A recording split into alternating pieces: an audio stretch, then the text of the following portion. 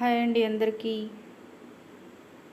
Happy Ramzan అందరికీ. ఈరోజు మన మొదటి ఉపవాసం విడిచి ఇఫ్తారీ చేస్తున్నారు మా వారు. మటన్ కూర అలాగే వేడి వేడి అన్నం తింటున్నారు.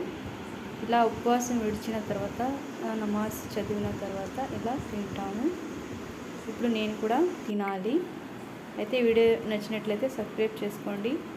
Thanks for watching.